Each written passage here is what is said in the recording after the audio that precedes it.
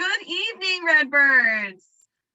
Thank you for joining us tonight. My name is Stephanie Duquesne, and I'm one of the directors in alumni engagement. We are just going to wait for a few more folks to pop in before we start our historical tour, the history of Reggie Redbird. So we've got folks coming in right now.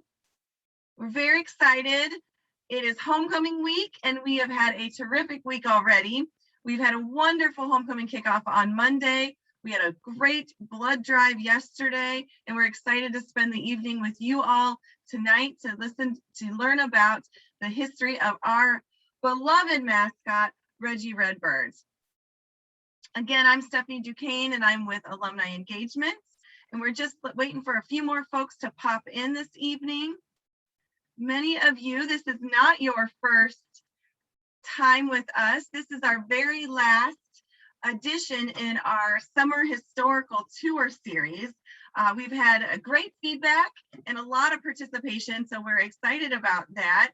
So if this is not your first time, thank you for coming back. And if it's your second, third, fourth time, thank you for coming back. If it's your first time, thank you for being here with us tonight. So we will go ahead and get started. Many of you know these two ladies that are with us tonight that have so much historical knowledge of Illinois State Normal University. Tonight we've got April Anderson with us. She's our university archivist.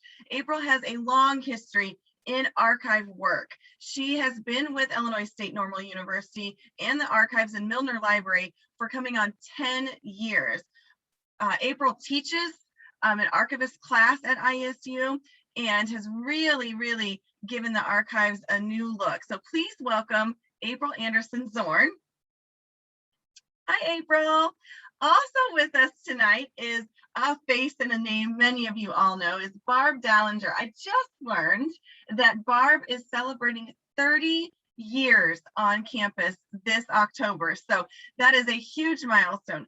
In those 30 years, Barb has made such an amazing impact on our students. Her career has been focused in our student affairs area, and she has done everything from working with our event dining hospitality management to her current role, which is managing Braden Auditorium.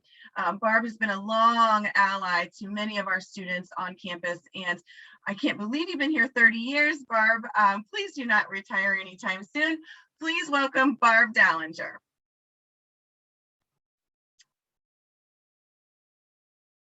Hi, Barb. Hi, April.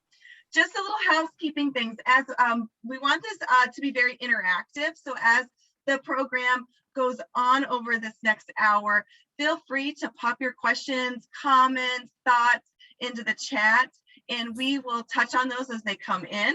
If you've got questions, we will hold those probably till the end, and I'll pop back on and ask April and Barb those questions, but don't hesitate to throw those comments and thoughts into that chat. That makes this presentation so much more fun when we can be interactive. So I am going to hop off camera and I'm going to hand the presentation off to the experts, April and Barb. Thank you, ladies.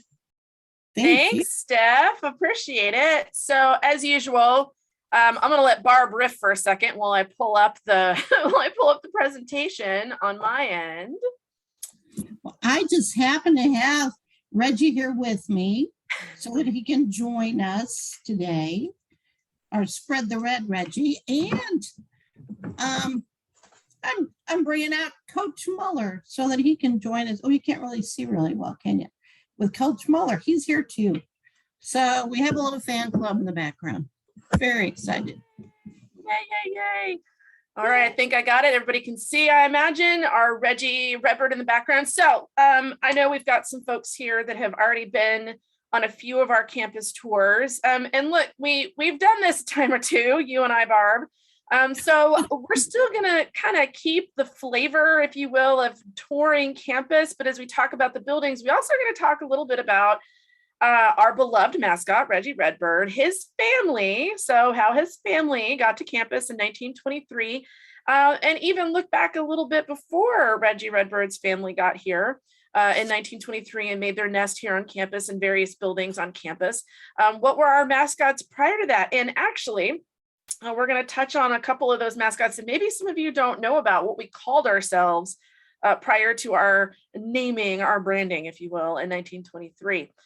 So I think I'm kicking it off with this first one. I think it's me. So we'll go ahead and I'll get things started. So I'm actually not going to start necessarily with the building. What I want to show you are some of those names that we were going by prior to our becoming the Redbirds in 1923. From the Vidette, you see here, there was the Pedagogues. We called ourselves the Pedagogues for pedagogy or pedagogy. We were the Pedagogues. And there for a while, we were the Fighting Teachers, as this is the headline to the Vidette. From 1921, so right prior to our first homecoming there. And you can see we also called ourselves the Normalites. we had lots of different names that we called ourselves. And sometimes we called our opponents our own names. So maybe we were the Normalites and we were battling another school that was a normal school, and we referred to it as battling the Normals or the Normalites at the other school. So it really varied, and there was no sort of consensus necessarily. But what we are going to do now is start at Old Main. So here is a campus map picture. If you kind of put yourselves on campus, there, that circle is where Old Main is, between Schrader and Felmley and Moulton, roughly in that area. And here is a picture of Old Main. What I like to say is, when we became the Redbirds in 1923, look at this building out on the prairie. Of course, Reggie's family made their nest in the Tower of Old Main, in the bell tower of Old Main. And we really see some of the roots of what we would become to be known as the Redbirds really take place in Old Main. So what I kind of, going back a little bit, and I keep skipping ahead and talking about that 1923 Redbirds. Let's go back just a little bit. These two pictures here are from inside Old Main. We had these organizations at the time known as literary societies. One was called the Philadelphian, one was called the Wrightonian. When you became a student of Illinois State Normal University, you were assigned one of these two literary societies.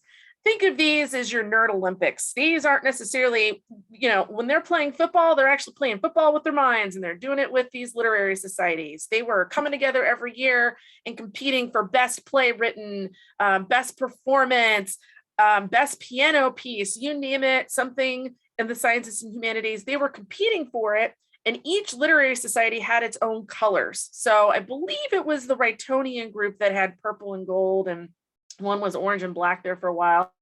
So they had their own colors. They weren't ISU colors. Where we go to the next building, which will be Barb up next, where you start to see that sort of what we know of ourselves as with the red and the white. And when we become Redbirds, really becomes associated with athletics, because we had already set ourselves apart with these two literary societies that you see here in their halls. So on the left is the Philadelphian Hall, where the Philadelphian group would meet, and on the right is the Wrightonian. You just kind of can see, actually, they were very proud of being Wrightonian, and they put the name Wrightonian up above on that banner on the right-hand side there in their hall in Old Main. I think that's what I wanted to be. I think I wanted to be a Wrightonian. You wanted to be a Wrightonian? Look, I won't jump into the whole history about why they're named the way that they are. That's a whole separate, maybe next year, maybe that's a separate presentation. We talk about the literary societies on campus. They were a hot topic until the 1960s. They were something that you were put in, and a hot topic until the 1960s. But at the time, before we were Redbirds, those were sort of the two competing groups outside of athletics that had their own thing going on in Old Main. Yeah, so anything you want to pop in on that one, Barb, before I go to the next slide? Only that I had read that they were quite competitive. Like when one of them got a carpet, the other one had to. When one of them got a piano, the other one had to raise money to get a piano.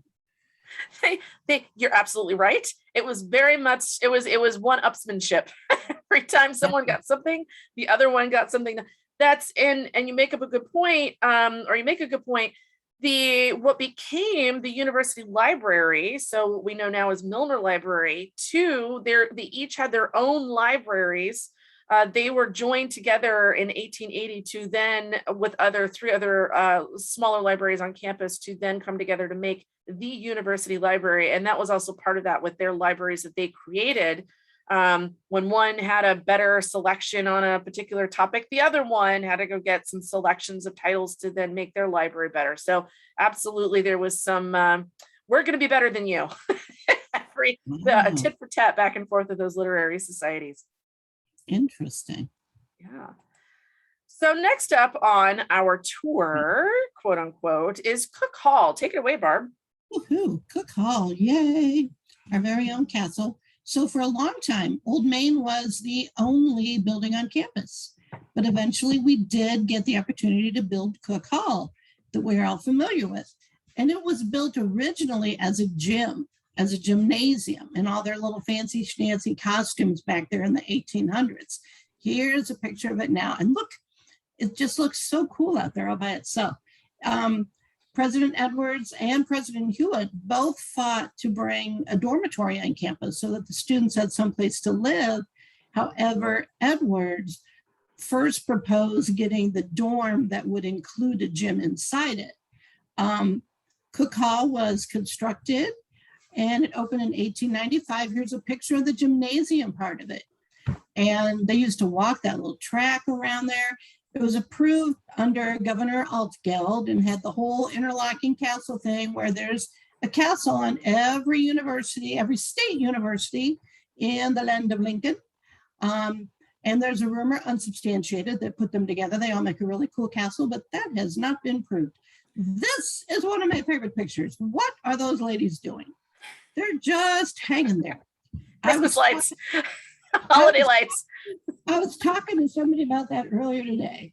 They were given an exercise hall and the women were given a changing room, and they proposed a club for this. Now, the really big thing in athletics, because we didn't have Reggie and all that, was getting your N.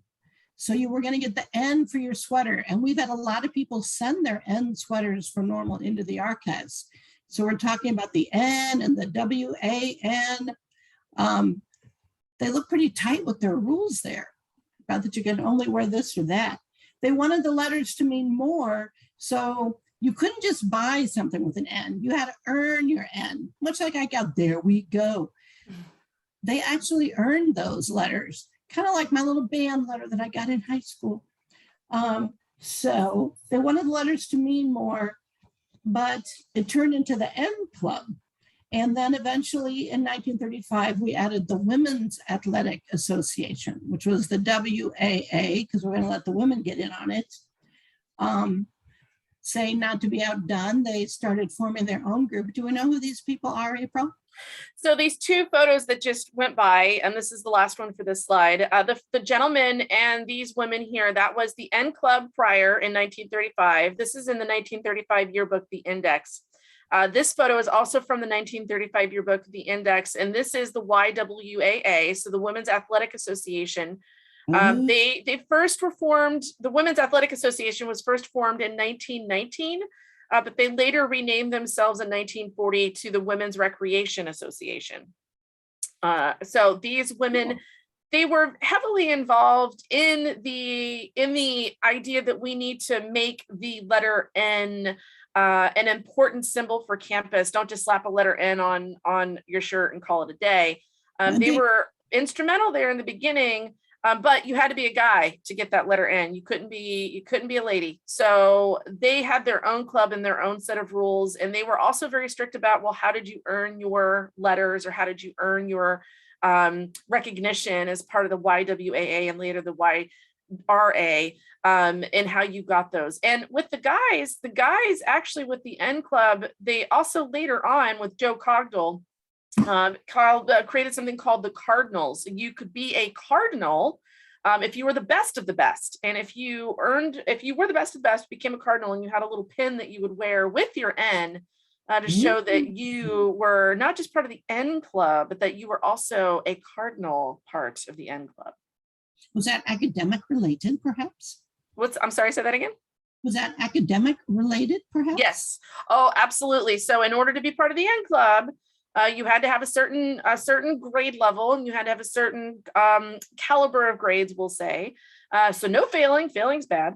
But you also had to do a bit of university and community type of service. You were expected to be, when they say the best of the best, you were expected to be the best of the best, and someone who was an example for your university community, what you should aspire to be. So while the men had the cardinals, the women certainly had their own recognition in their group, and they were similar in the, you had to have the right grades, and you had to be someone service oriented, and you had to be really good at your chosen sport, whatever it may be. But they took real pride in that. It took a while for that to come into play. They had a couple of false starts in starting these various clubs, but they eventually took off and really locked into place in the mid 1920s. Nice. Thank you. Sure. So we're off to Fell Hall next. We are off to Fell Hall, and look, I actually didn't even know about. And there, let me back that train to the station. I don't want to get too far ahead of myself here. So there's Fell Hall in the circle. We're on the quad on the left side in this photo of the quad, north, south, east, west. Fell Hall, first dormitory on campus in 1919, was for women. It was built for women on campus. Guys, sorry, you didn't get one for a little while. And even then they bought you a house. They didn't even build you one. Now, before anybody sees this photo and says, that's not Fell Hall, that is the back of Fell Hall. That is, in fact, the back of Fell Hall. The tower, the bell up at the top, or not the bell, I'm sorry, the tower is there. It's just a little hard to see in this photo, but this is the back. We eventually built on and expanded Fell Hall later on, a few decades later, but that is the back of Fell Hall. So the obligatory, some of you have already seen these photos, but we do want to mention the fact that it is a dormitory. And it plays into what I'm about to tell you with the story of the mascot that we had at the time. It's a women's dormitory. There's a photo of when it, roughly after it first opened, 2 beds in a room. Everybody had a desk. Everybody had their dressing tables and their dressers. You roughly around $6.95 a week is what it costs to room and board there to get food. The women of Fell Hall, while they were living there in the early 1920s, befriended a local dog. This dog was a collie. It was a stray. It just happened to come up to Fell Hall, and they adopted the dog. The dog they named Wahoo. So you see here in those articles from the Vedette, they call the dog Wahoo. And here's a sketch of Wahoo. They went so far as to, now mind you, they're paying money for room and board. So they are paying for their bed and their food. What little money that they did have, they were spending it on fabrics and clothing. They were making clothing for the dog, and they were dressing the dog in ISNU colors, which at that point had been chosen. It was red and white. So they were making these little dog jackets, and the dog was going out to games, and it had become the unofficial mascot, because we were not Redbirds by this point.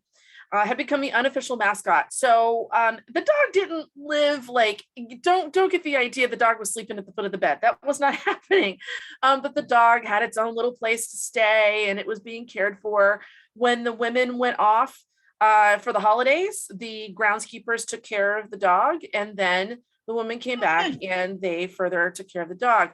The dog was a prominent feature. Wahoo was a prominent feature at the first homecoming in 1921, and they bedecked Wahoo out in all these colors. However, not long after Wahoo unfortunately passed away, Wahoo was hit by a car and passed away. So we were the Redbirds in 1923, or we became the Redbirds in 1923. There was a little bit of an overlap with Wahoo, who was sort of our unofficial mascot and was this physical mascot being on campus. And then we, of course, move into the idea of being Redbirds. Or Reggie's family took nest here in 1923 in Old Main. If you're interested, this is this page that you're seeing here is from the index. This is the 1924 index, which is online. We have all of our yearbooks online. And this is a memorial page, actually, to Wahoo, which was unique at the time, that they dedicated an entire page to Wahoo in Wahoo's memory. Yeah. Anything you want to throw in there, Barb, before we hop to our next site? I'm just wondering how much traffic there was for the poor dog to get hit. I mean, so I'm gonna have to go find. It's interesting. Look, again, we could do a whole presentation on traffic patterns around campus at the time. But remember where Fell Hall was located, and then not too far south of that, we've got the South Campus Fields, and we still had residences right next door. So a lot of the town of Normal is coming up around that area. I'm actually not surprised, to be honest with you, because you had the campus right next to a bustling neighborhood. Well, that's true too. Yeah. All righty. Well, lucky Wahoo. Okay. So we don't talk about Wahoo a lot. I only just recently in the last few years discovered Wahoo myself, and heck, we have these things online. These yearbooks have been online forever. So I'd only went, there was a dog. So welcome to Wahoo. Know the story of Wahoo. Wahoo's story should be known worldwide, in my opinion. Exactly. So Barb, it's on to you next. We're going to the South Campus Fields. Fields. Okay. Yeah. Which that would be what we lovingly call the College of Business right now. Yes. State Farm Hall of Business. All righty. So South Campus was blessed to host the very first homecoming celebration in 1921. We weren't the Redbirds yet. Oh, and Wahoo got to be here. How awesome was that? So there's a picture of it. At that time, we did have Pop Horton on campus and starting all of his great things, and he started calling the team the Cardinals. But then it was pointed out to us via the pantograph that there was another little team, a little south, that was also known as the Cardinals.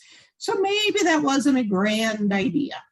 So then we moved that on to the Redbirds. But even so, we didn't use that Redbird image that much. Like here it is homecoming, and we've got the Fell Gates. Whereas now we would very much prominently feature Reggie. We have the Fell Gates on the homecoming program here. How awesome is that? Are we going? Let me see what we're going on to here. Yay, pictures from the parade. So from the first homecoming parade, we've got a little cheerleaders here with their moms. And the students used to make floats. They would try and maybe feature a Redbird on that float to try and do that. The different sports teams were slowly adding Reggie into their sports team. But in homecoming in 1948, we're still using the N. So this looks like our homecoming court at the time, doesn't it? Homecoming court. 1948. 1948. So when they're on the football field, I'm judging by that little 40-yard line sign. That's pretty exciting. No, they're playing basketball. No, I'm kidding. So you could totally pull that off of me. Not being a sporty gal, I would know. Oh, here's some more great pictures from the parade. And people got dressed up. Look at that. They're all fancy. And we have what does that say? The Redbird Band-Aids. So those are Mennonite ladies right there. Those are students from Mennonite, before Mennonite, obviously long before Mennonite became a college here as part of ISU. Those are Mennonite students who are marching in the parade, celebrating our homecoming. And they are offering to put Band-Aids on all the wounds for the opposing team. That's what they do. So cool. They're going to give Redbird Band-Aids. So the photos, the last couple of photos that were on the field. So these are parade photos going through town, and they'd end up at the South Campus Fields where we had the football stadium, and then they'd roll around the football stadium.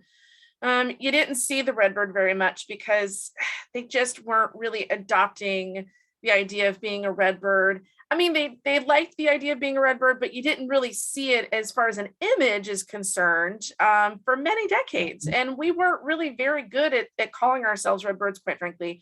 It really, sometimes we were Redbirds, sometimes we were still Cardinals. It really was a mixed bag of what we were calling ourselves, even long after we become the Redbirds in 1923. Wow. So we really loved our letter N, kind of going back to the N Club, and that 1948 picture of the homecoming there, where we have the homecoming court, and you saw everybody wearing the letter N. That was a big deal. We still wore the letter N. We wore it proudly for a long time. These two photos here show the few instances that you can find, especially during homecoming and big university celebrations, where we mention the fact that we're Redbirds. On that beautiful car, Some car nut's going to tell me what that is because my dad was a mechanic. I can't even tell you what that car is. I call all old cars or Studebakers to me. It says Redbirds on that car and the little poster that's stuck there. And then of course the Mennonite, gotta hand it to Mennonite, always comes through and they refer to us as Redbirds in that photo, in the parade photo. That is fun. Isn't that great? I also too, before I go on, to kind of orient you, because these are roughly the same location, the photo on the left here, those two photos, a photo on the left, there's that house. Well, of course, that house is no longer there because to the left, that is actually approximately where Hovey Hall now stands. So the Fell gates, the gates are just off, but right, they are lining campus right there, and they are turning down the street. So they're kind of going into what is now Uptown Normal, making a big circle. So that actually right there is what we know is part of Uptown and where Alamo is. Interesting. I know, fun, right? Yeah. So I think it's me. So we're going on to McCormick Hall next as the next location. So again, a little bit of Reggie history thrown in there for our campus history tour. To orient ourselves, we are getting closer to South Campus Fields. McCormick Hall, built in 1925 and not originally called McCormick Hall. It was first called Felmley Gymnasium for President Felmley at the time. So just to the south of that circle is what we know now as State Farm Hall of Business. And then of course, but at that time was South Campus Fields. Here in 1930 is the rededication of what was then Felmley Gymnasium to what we will now know as McCormick Hall. President Felmley, who had been our longest serving president, retired in 1930 and then passed away not long after his retirement. So in his honor, they renamed the new building that was the Science Building to Felmley Hall, and then that was McCormick and renamed for a teacher on campus. So here's an example of athletics who are very strongly tied to McCormick Hall and what we were doing with the Redbird image at the time. On the left is a photo of some runners, and they've got that Redbird patch there on their lapel or on their little sashes there. These are runners from around the early 1930s. And that is the typical type of Redbird that you're going to see. Here's a baseball player from the 1940s, I believe. And on his jersey, and it's a little hard to see, but on his jersey, we see more of a caricature of the Redbird there. So we have two different kinds of Redbirds. We did see the one that you just saw. That was the one that you see for decades. We put that on various clothing, some like these basketball players. You did see them wear that Redbird occasionally on their uniform, or you saw that caricature a little less, but it was more like what you would see in a Sunday comic kind of Redbird. But this is the one that we really stuck with, this sort of Redbird sitting on a branch, and we did put that on a lot of our uniforms. We did not, however, put that on our football uniforms. I'll get to this one here in a second. It's a little hard to see, but boy, that Reggie is just very muscular and really, really into the sport he's playing there on those raincoats. But we really didn't see Reggie on football uniforms. Actually, we didn't even see anything on a helmet for a football helmet until about the mid to late 1960s. We didn't put anything on our helmets. And we didn't really have anything on the uniform. Where we really start to see the change in what we see as a Redbird and being a Redbird mascot is into the late 1960s, early 1970s. And this is a 1969 photo that I'm told you might see on a national cable network, maybe later this week. I won't give any more details. Just keep an eye open. A network that maybe does sports related things. So this photo, you'll see this Redbird on their raincoats, and these are some cheerleaders from 1969, is bouncing a basketball.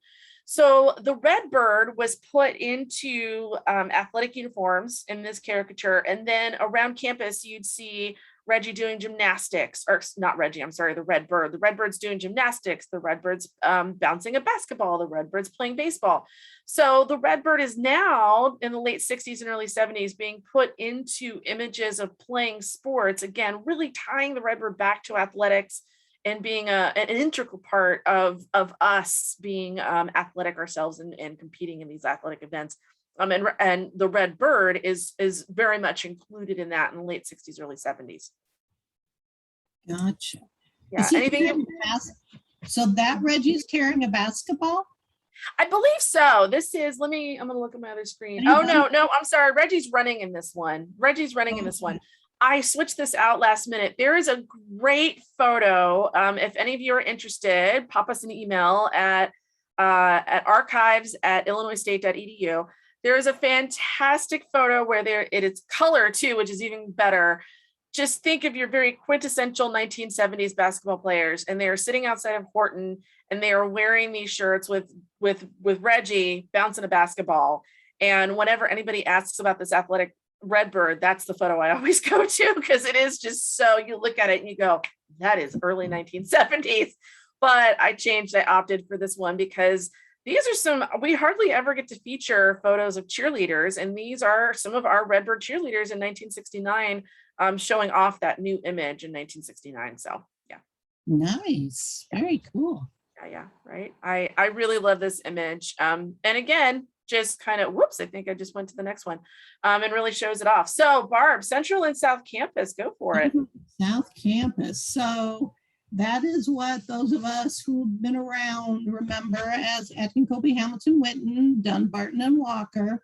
And that's where that homecoming spirit really used to come alive when they were there with their house decorating. Here's a great picture of it. They used to like spell things out in the windows and really decorate it up. The campus and the community used to really get involved in decorating the entire campus. And frankly, Uptown Normal still does. You know, a lot of the businesses still get involved in that. But often Central and South Campus were the ones winning the awards. So here we have, oh my goodness, that Reggie, what is he? Is he like flying over the moon or something? It is a hot air balloon. I don't know what's going on here, but believe this is Walker Hall. It's Central Campus. I know that it might be Walker.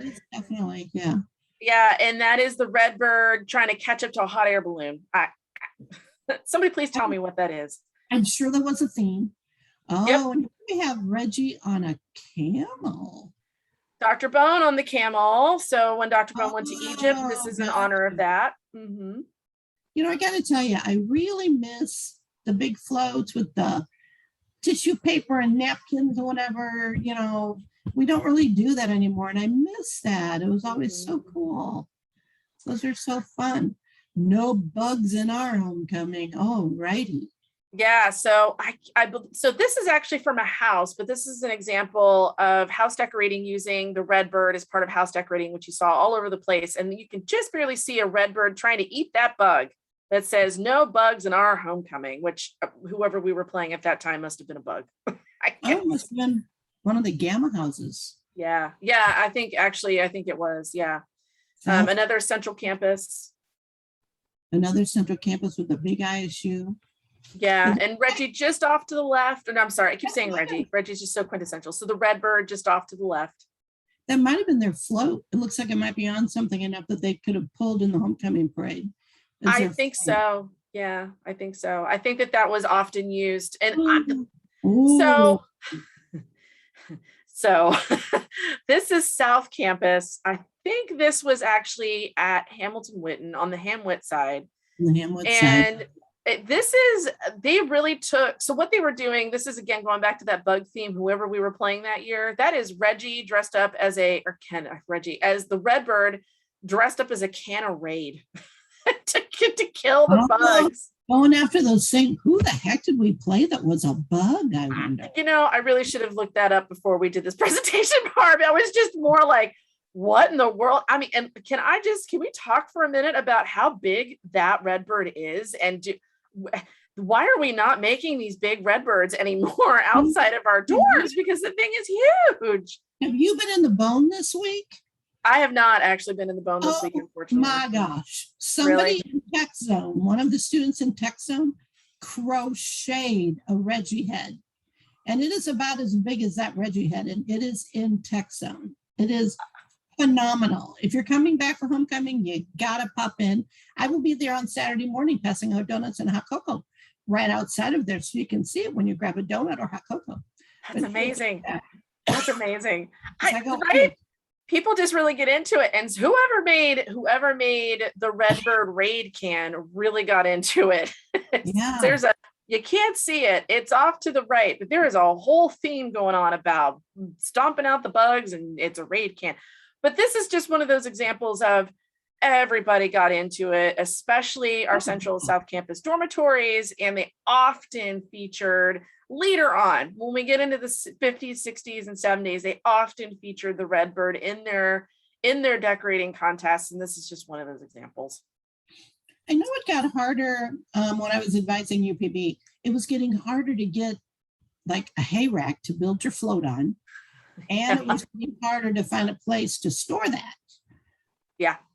Because well, and that might answer your question about why are we not doing this anymore. Yeah. I don't want to tell you how many times I've been asked, can we build it on your driveway? No, because I'm using my driveway. I have cars too. To go to work. Yeah. I have cars too. So next we'll jump over to Tri-Towers, Barb's beloved Tri-Towers.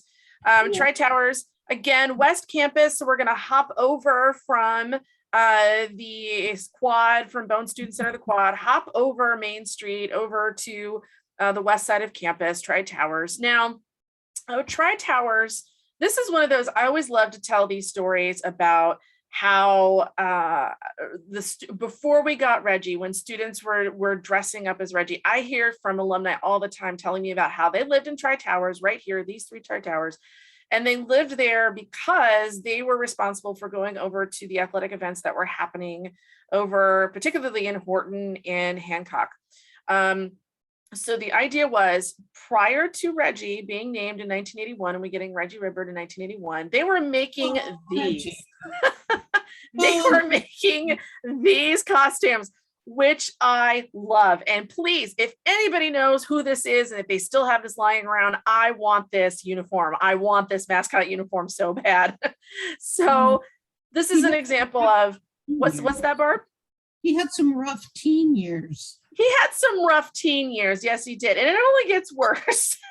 There's some stories that I have heard, and I've been able to find in the Nelson Smith Photographic Services collection of some of those teen year stories of Reggie, or excuse me, of the Redbird. So here we have, these are students who are putting these mascot uniforms together because there really isn't, there's maybe a little bit of money here and there, but there's no real consensus coming together saying this is what the Redbird's supposed to look like and this is how we're supposed to run it.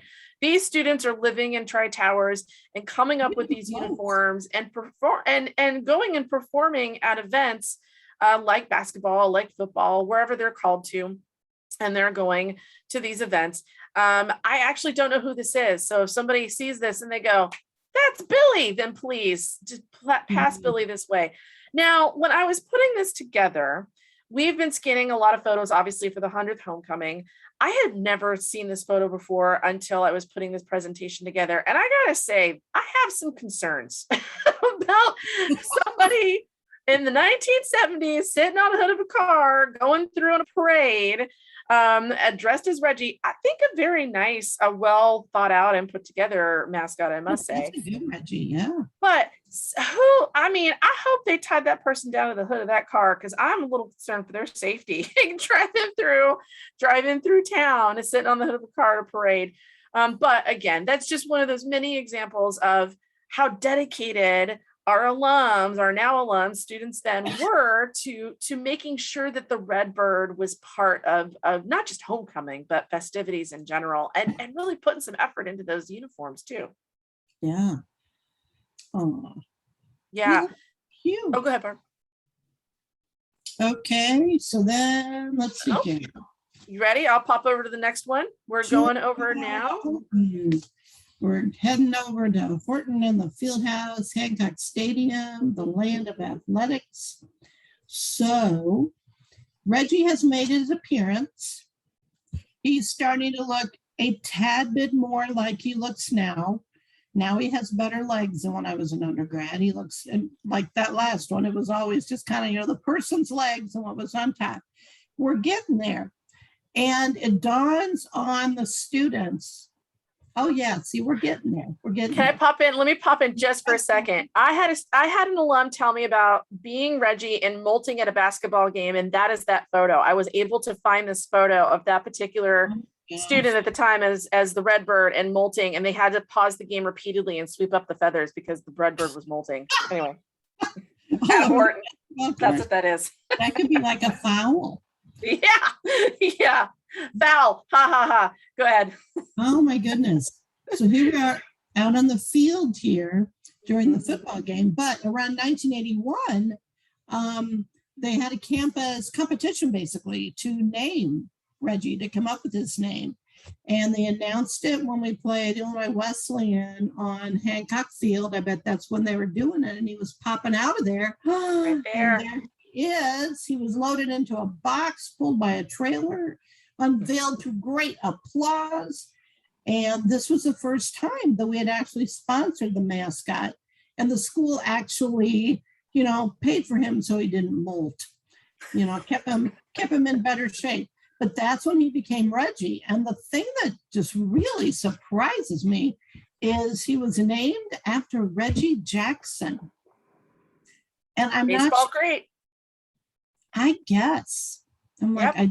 I'm kind of not getting that. That looks like, that's the Big Red Marching Machine, because in 81 it was Big Red. So that's Big Red, and then the Corvée is back in the dance side. But he's getting ready to pop out of his box there. Pretty exciting. So I think on those balloons, I only just noticed this the other day. I think on those balloons is a face of Reggie Jackson. So I think the balloons actually have Reggie Jackson, and then we've got Reggie Redbird officially named and making his debut as our official mascot at that game in September of 81 against IWU. nice. I graduated in 81, but I graduated in January, so I didn't get the 81 football season, so I was not aware part of this. But you're right, we didn't call him anything. I mean, he was at the games or whatever, but not like now when you're just like, hey, Reggie. I mean, you didn't own a tuxedo, he didn't go to major events and things. So he's really come a long way, which is awesome.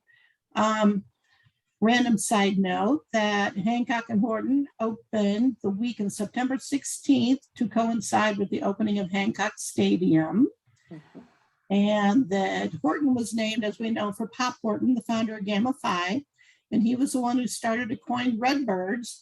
And the new field house, Horton Fieldhouse, when it was new, included a 75 by 75 foot pool. That's still there, right? Yes.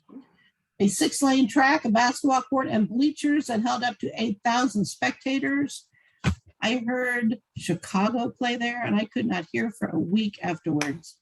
The reverb in there is just crazy.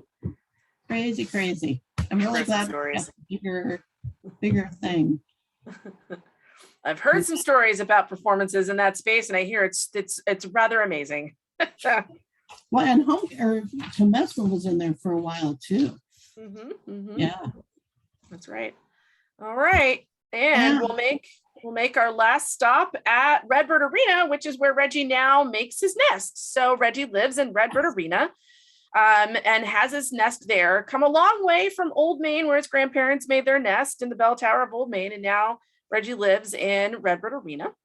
So his look has changed, obviously, like Barb mentions. His look is, and I've got some photos coming up, his look has changed a little bit since his naming birthday in 1981.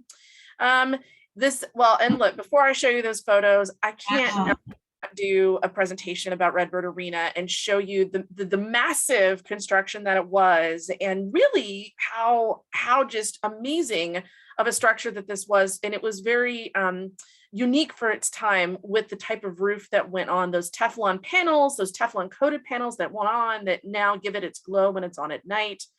And of course, just the beautiful bowl. And wherever you are in that stadium, in that arena, you get a good seat. You get a good seat no matter where you are, and you can really see now Doug Collins Court down below. So we've got a couple of photos coming up of Reggie. And I know, I'm so sorry, Reggie's gonna be mad at me because I'm showing some of these teenage years, but this is kind of giving you this idea of how Reggie, as we know and love today, has changed over time. These are some of those early promotional shoots that was done showing Reggie after Reggie was named, and this is what the new Redbird for Illinois State looks like. I believe that was done in Horton Fieldhouse, but we have a few of those photos showing off that Reggie, and I do maybe have some of those feathers there that Reggie's sporting. There's some of the looks that Reggie may have sported as well. The blue jeans, what's going on? Reggie's made some choices about attire over time. Suspenders. Yeah, it's an interesting choice. Maybe. Yeah. I think that maybe that night there was some sort of theme going on the night that Reggie wore that. Yeah. And then of course, also too, to kind of bring it back to this idea, because we were talking about N Club and really later on, how we were incorporating this idea of letters and trying to figure out, well, what exactly does our look like.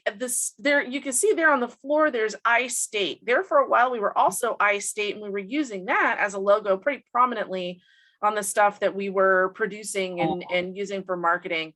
But I love that you mentioned suit, because I just got this photo not too long ago. Alumni, you guys, you took a great photo of Reggie wearing a very dapper suit in this photo. And this is our current Reggie and what Reggie looks like now.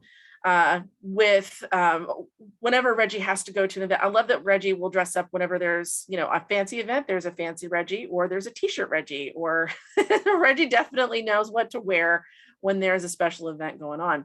So that is it. There's our contact information. If you want to know more about Reggie Redbird, or about Redbirds, or even about Wahoo, or maybe the pedagogues, or whatever it is that you may have seen tonight. Also too, University Archives is always taking stuff. So if you've got stuff, maybe your favorite Reggie was Thumbs Up Reggie, which everybody loves Thumbs Up Reggie, or maybe you've got something that was Redbird prior to Reggie, and you don't necessarily want to hang on to it anymore, or maybe you want to donate it to University Archives, please pop me an email. I'm happy to talk with you about donating those materials to University Archives. Or an N sweater that you mentioned. My favorite Reggie varies between the first official Reggie mascot, which I like to refer to as the Muppet Reggie. He's got very Jim Henson Muppet vibes. Yeah. The Thumbs Up Reggie. So I don't know. I go back and forth.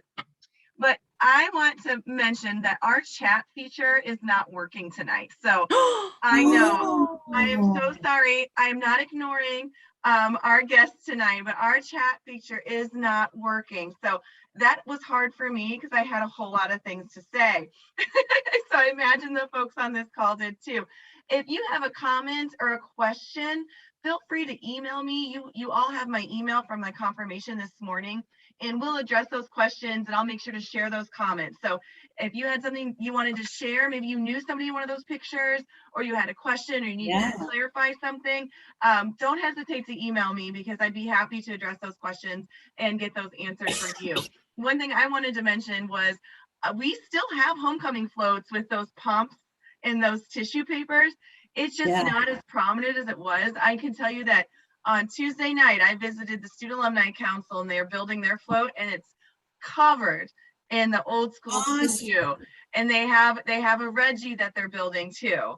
So stay tuned. Come out to the parade on Saturday morning, and we've got at least 3 student groups competing for this #1 float contest. One is Student Alumni Council, and then we have the ones that always give Student Alumni Council a challenge is our Construction Management Club. So you can imagine that they make an amazing float. Tools.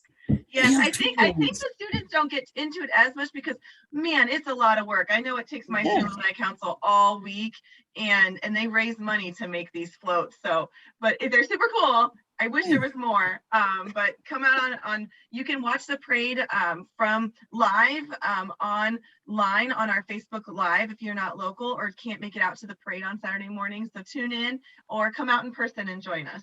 10 o'clock on Saturday. Nice. But we hope to be there. Yes, it's supposed to be, knock on wood. I shouldn't say this out loud, but it's supposed to be good weather. I shouldn't say that out loud, but here's hoping. But If it's thank you. not, I'm in the bone. Right. If not, come visit Barb in the Bone where it's nice and warm and dry.